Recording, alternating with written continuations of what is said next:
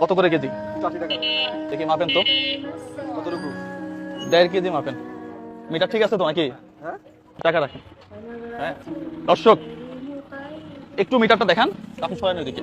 কিসে ভাই? সত্তাম কা? দর্শক ব্যবসা হালাল। শুনেন, এখানে উনি আপনার এত ছিলেন নাকি? এখানে আমাকে 1.5 কেজি মাল দিচ্ছে।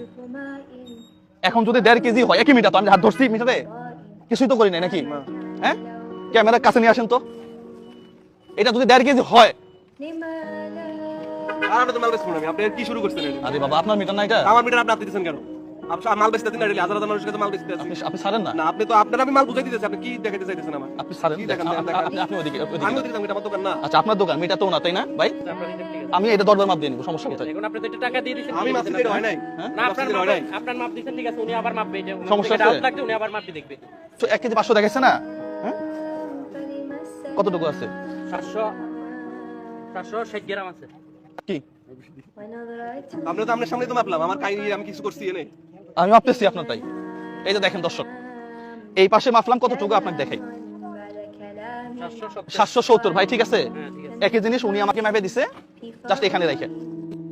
এই যে 1 কেজি 400। 1 কেজি 400, আর একটু এদিক দিলে 1 কেজি 700 হয়ে যাবে। আরে আজব ব্যাপার, মানে আজব এক দেশে আছে। দেখলেন তো কিভাবে খোলা বাজারে কাস্টমারদের ঠকানো হচ্ছে।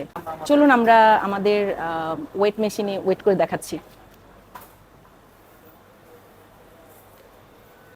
790 গ্রাম, এই কর্নারটাতেও 790 গ্রাম, এখানেও 790 গ্রাম, মাঝখানেও 790 গ্রাম। যেখানে আপনি রাখছেন সবখানে একই প্রাইস, কিন্তু আপনি একই ওয়েট পেয়ে যাচ্ছেন। সস্তায় রাস্তা থেকে কিনে ভেবেন না আপনারা জিতে গিয়েছেন। তার থেকে আপনারা ক্লিক অ্যান্ড পে অথবা পিক অ্যান্ড পে থেকে কিনুন। সঠিক পণ্য সঠিক ওজনে আপনারা সঠিক দামে পেয়ে যাবেন।